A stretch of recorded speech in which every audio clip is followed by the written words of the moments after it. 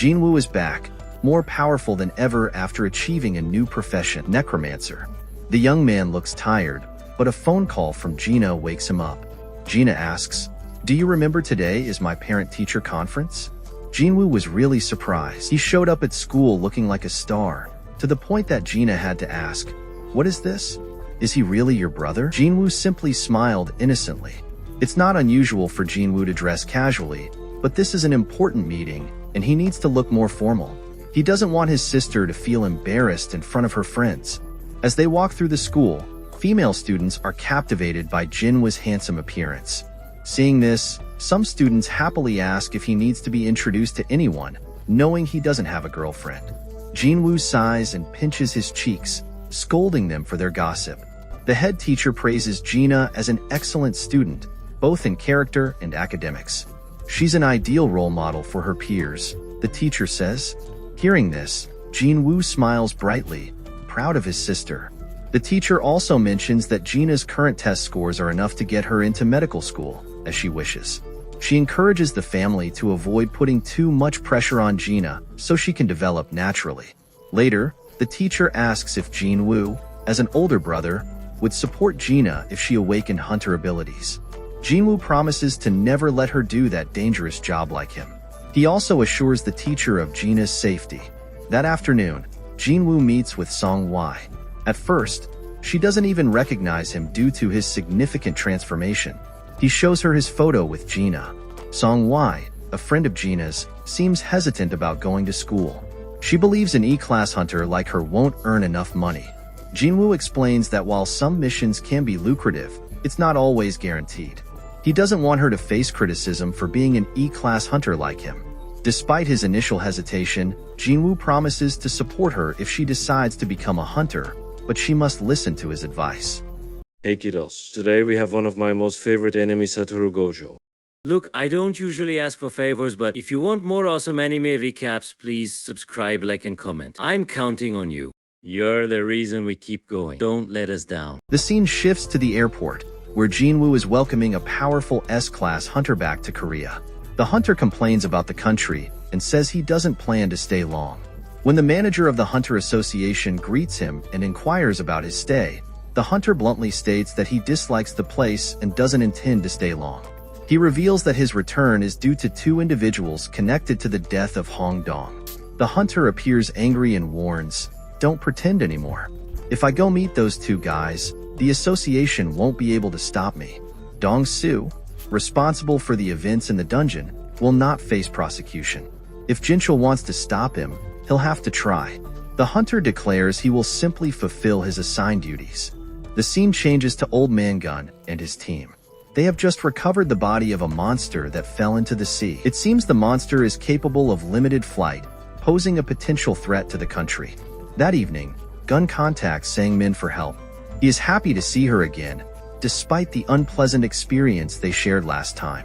Jinwoo also apologizes for making an unreasonable request of her during a previous raid, acknowledging that the other brother, who participated in the raid, didn't mind it at all. Jinwoo had initially expressed interest in observing the training process, much to the surprise of others. It turned out his interest stemmed from a desire to help Song-hwa. This area was a hotbed for gate appearances, so a seasoned hunter, clad in full body armor, arrived to oversee the training. He introduced himself as Elastic Needle, an A-rank hunter, and it was immediately apparent that he specialized in defense.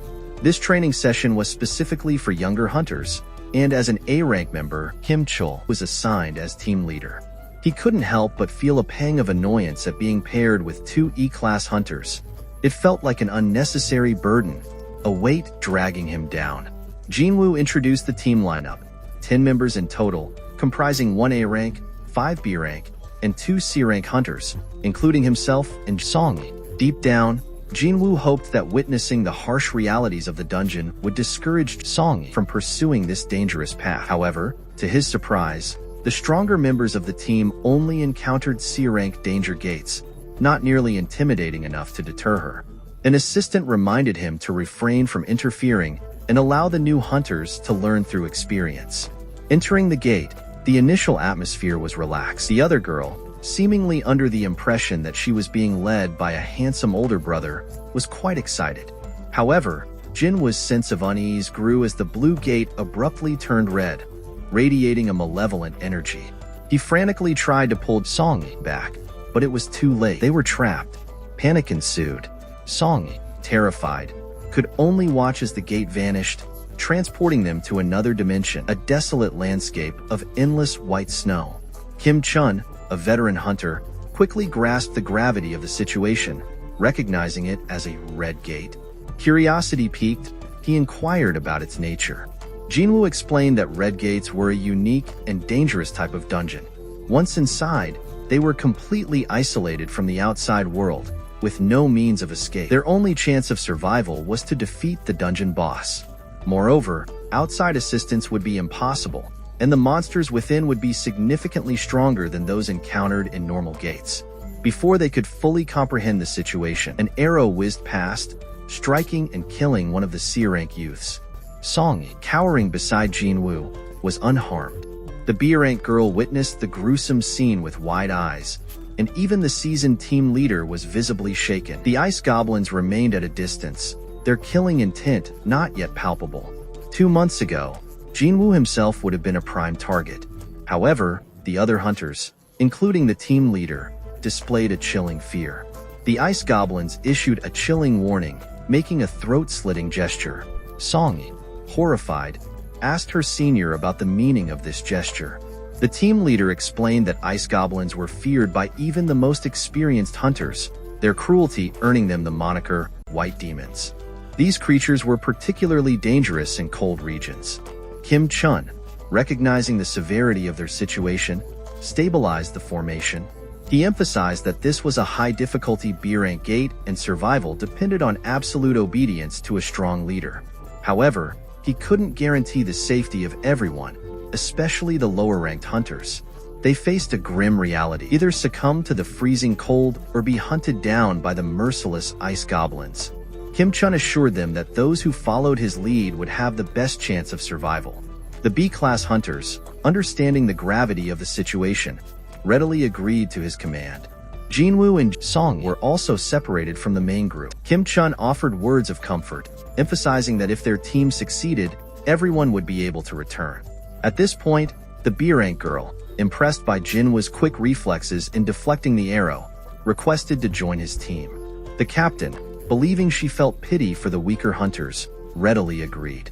The girl approached Jinwoo, revealing that Kim Chun hadn't even noticed the arrow's trajectory. Jinwoo had caught it with his bare hands, a testament to his exceptional strength. The girl's presence would undoubtedly provide some comfort to Gina. After dividing the teams, the higher-ranked hunters opted to explore the main road. Jinwoo, however, chose to venture into the treacherous forest. He was wished luck and urged to stay safe. The Kim Chun's team, following the main road, soon discovered scratches on the tree trunks, a chilling sign that they were entering ice bear territory. Some hunters voiced their concerns, believing that Jinwoo, an E-class hunter, had led his team into a certain death trap. Kim Chun, initially dismissive of Jinwoo's decision, began to feel a pang of unease. Suddenly, the ice bears emerged from the shadows, forcing the team into a defensive position. Kim Chun, overwhelmed by the sheer size of the creatures, was paralyzed with fear. He could only pray for their survival. Kim Chul, however, remained calm. He employed a skill to provoke the bear, forcing it to attack first. The A-rank hunters shield blocked the initial assault, but it was a close call. The other girl, witnessing Jinwoo's courage and determination, "I don't understand why he brought everyone here. There were hundreds of scratch marks from ice bears all around. If we continued, we would definitely encounter them. They would protest and cry. This was bear territory. We should have stayed near the entrance. Being wary of them here would be much better than being hunted by intelligent ice goblins." Hearing that, Hin was surprised because it turned out he had calculated everything. The current problem wasn't wild animals, but the weather. Jinwoo started to feel cold, so he opened his status board and summoned warm clothes for everyone. The three of us saw this scene and couldn't understand what was going on because even high-ranked hunters could only bring a few items into the dungeon using space magic. But he witnessed this incredible feat. One of the younger hunters asked, What kind of person are you? Jinwoo acted cool, walked over, patted the young man's head, and said, I dragged you into this, so I'll take responsibility for protecting you. The guard, in return, was not allowed to ask anything and only listened to his decisions, but he pretended to obey. Jinwoo also reminded the other two not to ask or demand anything from him. At this time, the bears had already smelled the intruders. While the other three were scared to death, Jinwoo remained calm. He activated his skills, overcoming adversity and dog killer, to increase his stats. At this moment, Byun-ho was extremely worried. Even though he was an S-rank hunter, he couldn't do anything. He thought that at this moment, the only way was to bet on Kim Chun. Sang-min said that there were people among them who weren't in their guild. Jin asked what rank he was. He said he was E-rank, but most likely he was a second awakener. This news was not accurate, but the fact that he was very strong was completely true. While nervous, Jin Chun brought Dong Su. The situation worsened when they saw the big boss of the White Tigers. This guy also teased Byun-ho with a few sentences. Byun-ho didn't like the person in front of him and asked, Why are you in my area? Hearing that, Dong Su asked on the contrary, Why can Jinwoo come but I can't? He's the S-rank hunter who has a lot of information, but the dark side is coming to find him. He immediately thought of the Red Gate and feared that Jinwoo might have died in there. Jin Chun knew that the other brother inside looked surprised and thought that his fate was quite lucky because the Red Gate did not have to encounter the wilderness. Inside, the white bears were overwhelmed by the power of Jinwoo's reincarnation. Witnessing this scene, the other three couldn't understand why an E-rank hunter could be so powerful with his bare hands. Hunting bears helped the young man level up, and the Red Gate would indeed give more experience points later. Everyone sat down to light a fire and grill bear meat to ease their hunger. Remembering Jinwoo, they realized he was a strange but different kind of hunter. Seeing the senior hunter struggle, he had chosen to confront the most challenging situation head-on. He went to the lair of the bears to challenge the young man who was willing to return the Dark Army. This would be the first mission for them. Both sides rushed into a bloody battle. The bears had the home field advantage and extraordinary strength. However, Jinwoo's army possessed the skills to fight. Each of Jinwoo's undead soldiers fought fiercely, and with the support of his magicians, things were going smoothly. However, recovering the ghost soldiers after each battle consumed a significant amount of mana. The situation took a drastic turn when the leader bear entered the fray. Witnessing his army being decimated, the enraged bear unleashed a devastating roar, sweeping aside everything in its path. Jinwoo's magic attacks proved ineffective against this powerful area of effect skill, draining his mana reserves to 0. Realizing the gravity of the situation, Jinwoo commanded Igris, his most powerful undead general, to engage the bear. Igris advanced slowly, exuding an aura of raw power that intimidated the colossal beast. The bear charged, but Igris effortlessly dodged the attack, countering with a swift strike that severed one of the bear's arms. Jinwoo watched in awe. Igris, indeed, was a formidable warrior. 2 hours, he muttered to himself.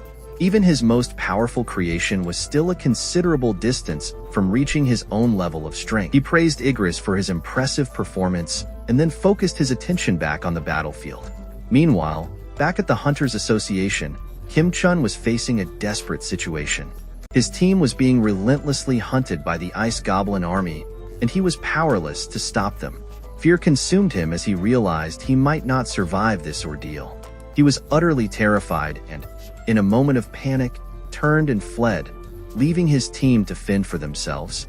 This cowardly act, however, did not escape the notice of the Demon King observing from the shadows. The bear that Jinwoo had slain was quite large, making the young man satisfied. At least this trip wasn't a complete failure. He estimated that roughly 3 hours had passed since the gate turned red, indicating that a significant amount of time had elapsed within the dungeon. The environment within the Red Gate was harsh. Hong Dong-su, initially assuming Jinwoo had perished, was about to depart when he realized the true reason for his presence. He wasn't from the White Tiger Association, and this revelation caused a stir. Dong-su, a master of subtle intimidation, sensed something off about the other man. He approached him closely, his aura radiating a palpable threat. The other man, sensing the danger, tried to deflect Dong-su's attention, claiming he had merely brought his friends to observe the C-class gate. Dong-su, however, saw through the deception. He grabbed the man by the neck, his grip firm. "You sense something?" Dong Su growled. The man,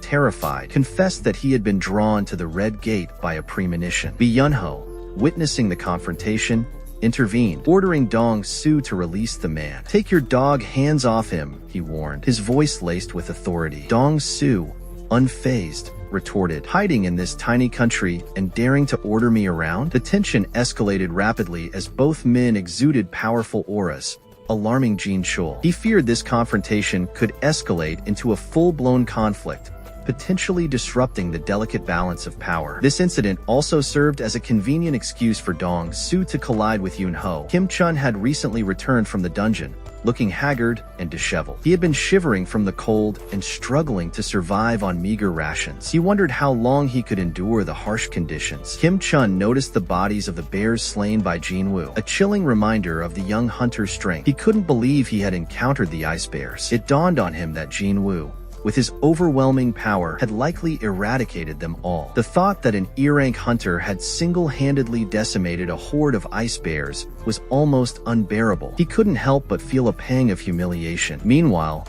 Dong Su, after receiving a message from an unknown source, abruptly left the scene. Sang Min, who understood Jinwoo's abilities better than anyone, was certain he would find a way to survive. Inside the dungeon, a group of hunters, including the ones who had accompanied Jinwoo, were enjoying a feast, unaware of the hardships faced by others. They had found a hidden cache of supplies, including food and warm clothing. Kim Chun, witnessing their carefree demeanor, felt a surge of anger. He had risked his life, facing unimaginable hardships, while these individuals feasted in comfort. He couldn't accept that he, the experienced hunter, had led his team to near death, while others, seemingly weaker, had survived. He began to suspect that they had deliberately withheld information about their resources. Kim Chun suspected from the beginning that Jinwoo had a plan. He believed Jinwoo had intentionally chosen to stay in this area. Kim Chun imagined Jinwoo demanding to know who was the mastermind behind the attacks, threatening to behead everyone if they didn't comply. However,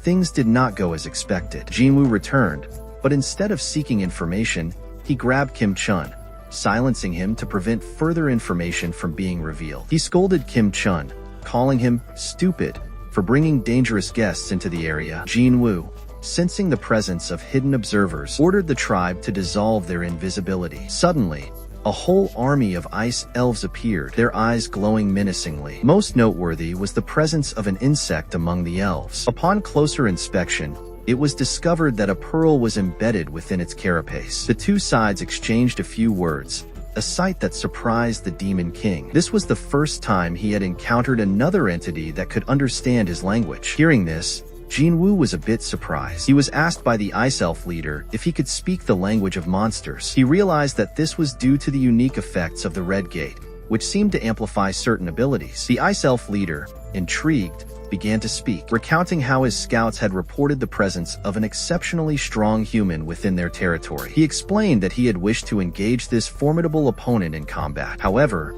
before the leader could finish his sentence, Jinwoo intervened. The Ice Elf leader, caught off guard, was swiftly dispatched. The Demon King, observing this, was impressed. He had never encountered a human who could so easily dispatch one of his most powerful warriors. The Demon King, intrigued, decided to engage Jinwoo in conversation. He asked, "You are not human, are you?" Jinwoo, however, remained silent, his gaze unwavering. He sensed that the Demon King was trying to gauge his true nature. The Demon King continued, "My scouts hear voices, whispers urging them to kill humans. But when I stand before you, I hear nothing. This proves that you are different." Jinwoo remained silent, his expression unreadable. He understood that the Ice Elves were being manipulated by an unseen force, likely a system designed to pit humans and monsters against each other. The Demon King, sensing Jinwoo's reluctance to engage in idle conversation, proposed a deal. "Why do you cause trouble for humans for no reason? This senseless conflict serves no purpose." Jinwoo, however, did not rush to agree. He asked, "What is it that you truly desire? Why do you seek to disrupt the natural order?" The Demon King, surprised by Jinwoo's insightful question, hesitated. He had never considered the underlying reasons for his actions. Jinwoo, sensing the Demon King's uncertainty, subtly signaled his army to prepare for battle. The remaining Ice Elves, sensing the shift in the balance of power, began to feel uneasy. Jinwoo, with a chilling smile, declared, Let us see which side prevails. The battle commenced, a chaotic and brutal clash between Jinwoo's army and the remaining Ice Elves. The initial advantage lay with Jinwoo, but the Ice Elves fought with desperate ferocity. Some of the remaining humans, witnessing the carnage, attempted to flee, but Ice Elves swiftly dispatched them with a single arrow. But suddenly Jinwoo blocked it and killed them. The young man felt that underestimating his opponent was a mistake. Although immortal, the Dark Army had suffered significant losses. Considering the current situation, he feared they wouldn't be able to hold out for long, especially against a boss much stronger than him. Even if he joined forces with Aegis,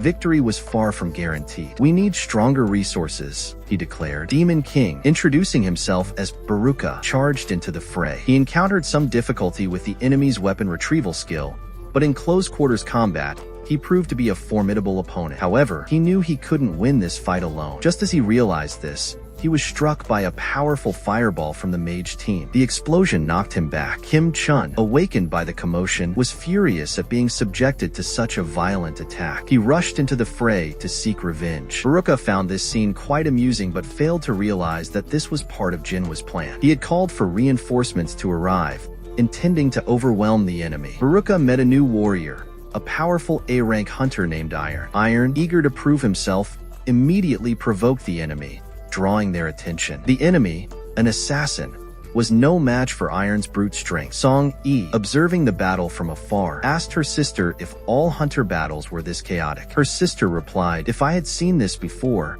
I probably wouldn't have dared to become a hunter." Baruka, seeing the carnage, became bored and instructed Jinwoo and Aegis to join the fray. They complied, their combined assault overwhelming the enemy. Baruka had underestimated his opponent. Jinwoo, who had been biding his time, suddenly unleashed a flurry of attacks, catching Baruka off guard. He managed to dodge the vital blow, but acknowledged his opponent's strength. He noticed that his soldiers were struggling. To his surprise, Jinwoo discarded his weapon, a move that initially seemed foolish. However, it was part of Jinwoo's strategy to create an opening. With Jinwoo's weapon out of the way, Jinwoo used his ability to teleport and swiftly closed the distance. The mage team capitalized on this opportunity, unleashing a devastating area of effect spell that cornered the enemy. Baruka, realizing the tide had turned, shouted, "The battle is over." Iron, following Jinwoo's orders, delivered the finishing blow to the enemy leader. Despite the intensity of the battle, Iron seemed more concerned with celebrating his victory. Jinwoo,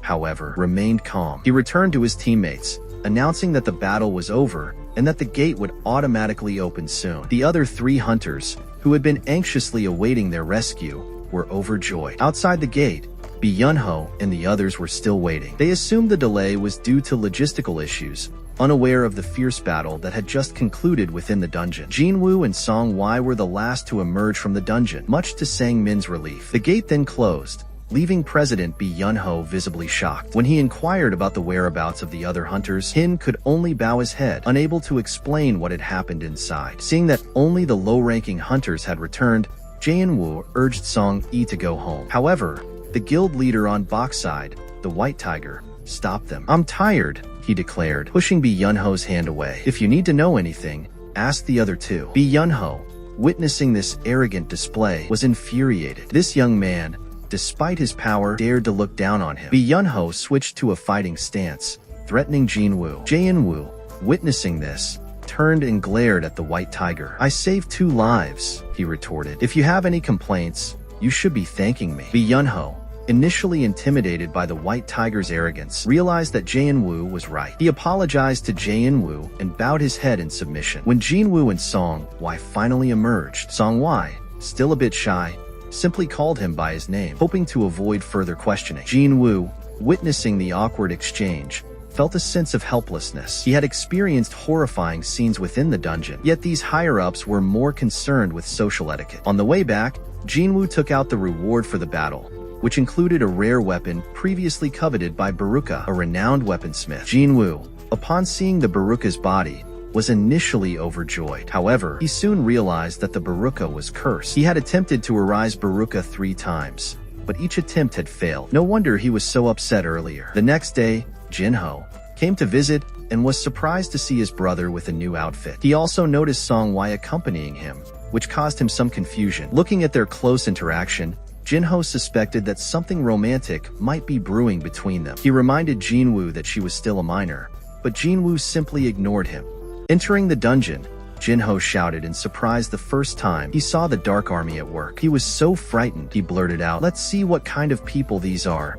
They're so strong." He's complaining. "This is one of my skills," Jinwoo said. "Just get used to it gradually. There's still a lot to explain." "So, okay, Jinho, you didn't say anything." After beating him, he let his subordinates go and exploited him. He even took Jinho's job, which made him very sad. Jinho shouted, hoping his older brother would give him this easy job. "But to let the Dark Army do that, I feel it's useless." Basically, Jinwoo just want to speed up the work. The scene changes to a sinking ship, where Strong, Jinwoo's father, the incredibly skilled hunter who was trapped in the gate for years, has returned. He's back, but only in America, and he doesn't understand English. This scared the other hunters. That night, Jinwoo and his brother went drinking. Jinho was incredibly grateful because his older brother helped him talk to his dad. His next goal was to pass the Hunters Association theory test. The president asked about Jinwoo, and he said he'd be very busy and couldn't be contacted because he was drunk. His younger brother also shared his feelings. He was worried that his senior would think he was annoying and useless after achieving his goal. He didn't want to bother him anymore. He also mentioned that he had an older brother who was 10 years older,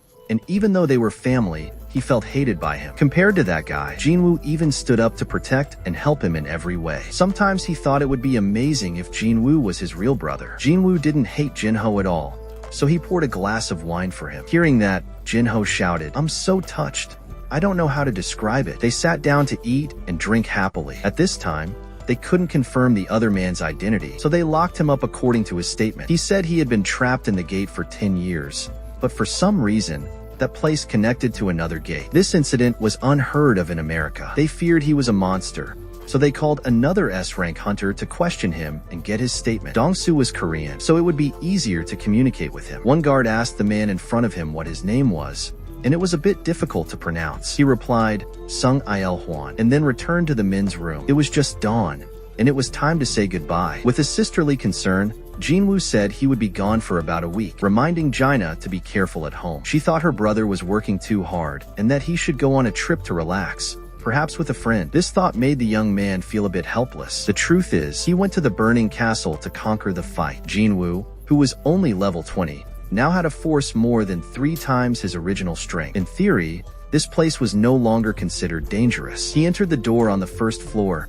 and the system immediately assigned him a task: to kill demons, as the castle was filled with them. The condition to complete the task was to collect 10,000 souls from them. Damn it, he thought. My target this time is somewhere else. Consider this just the prelude. Whether it's 10,000 or 100,000 souls, he knew he would definitely succeed. The next day, Jinho received the papers from the association. He should also speak with the old man who wants to lead the association and prevent his father's brother from interfering. Jinho was pushing for a youth plan, claiming that his brother's plan to bring in an outsider as president was too risky. Before he could explain further, his father immediately agreed. Having heard of Jinwoo's impressive achievements, Jinwoo then swiftly eliminated the entire attack army of demons. The hunter who supervised the killing of prisoners involved in the 2 dangerous cases above and still survived was not just lucky. He was a person of true power. Just the other day, his father received information from the White Tiger Association about an incident at the C-Class gate. The red shift caused many high-level hunters to vanish,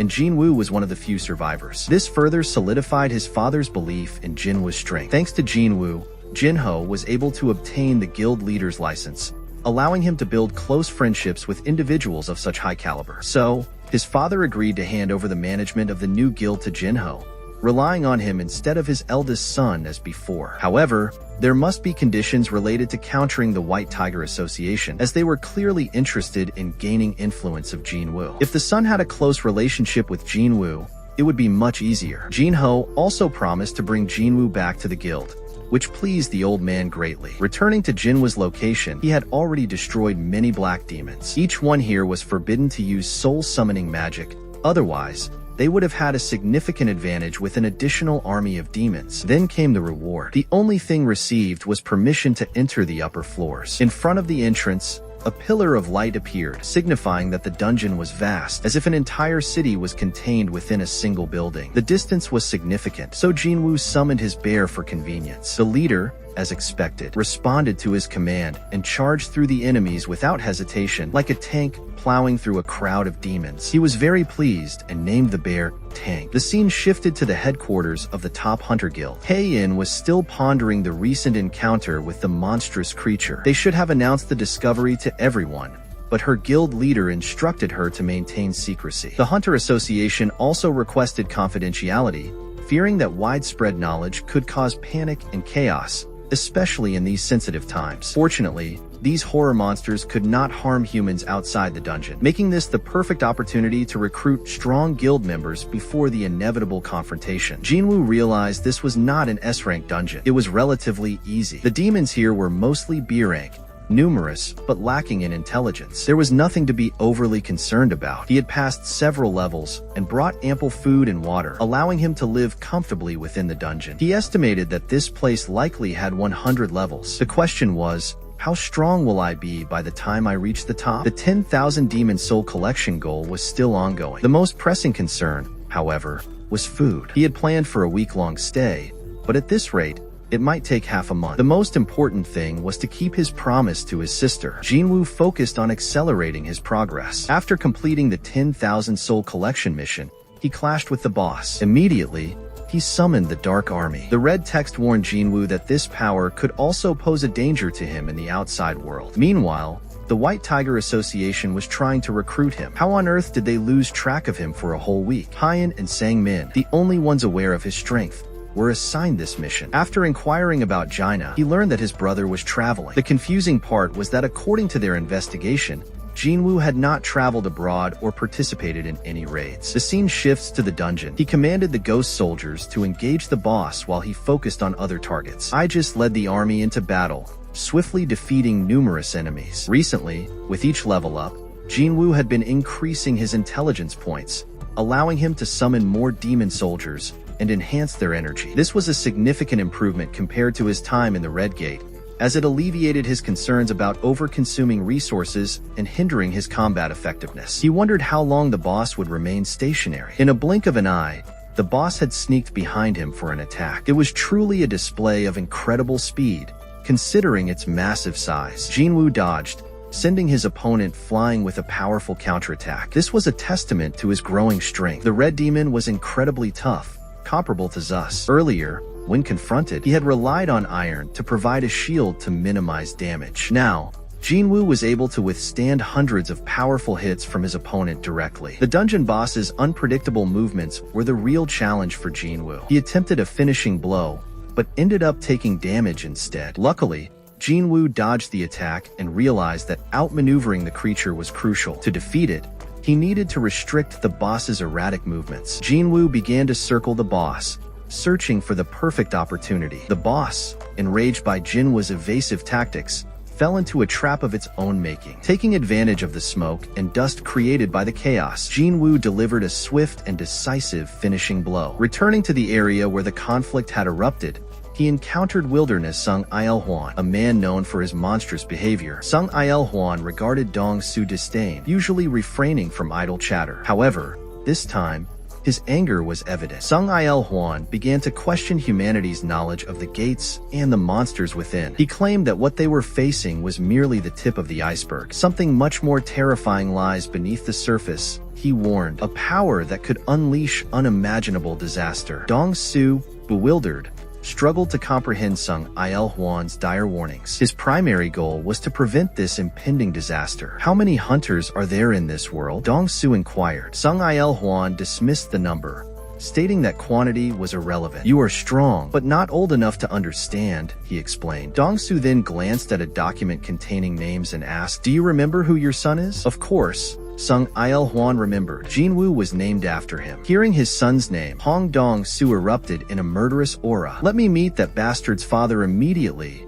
he roared, declaring Jinwoo dead. He demanded to know if there was anything else to deny. The confrontation erupted, and Dong Su was swiftly subdued, beaten like a dog by the seasoned hunter, Sung Il Huan. Hong Dong Su lay unconscious on the ground, his fighting ability completely neutralized. In dungeon, Jinwoo had successfully completed the next set of challenges, his strength now so formidable that other powerful monsters were terrified. However, Jinwoo was forced to halt his progress due to a critical shortage of food. Currently, he was on the 75th floor, with 25 more floors to conquer. It was tiring, but the rewards were immensely valuable. The monsters dropped rare equipment that significantly increased his stats. According to the information he had gathered, he was still missing a crucial component to activate the full effect of this equipment. He also acquired several other items that significantly enhanced his mage's abilities. He had obtained the key, but it did not reveal Jinwoo's target information. He only possessed a fragment of the world tree and 2 other rare items, which he hoped would be sufficient to cure his mother.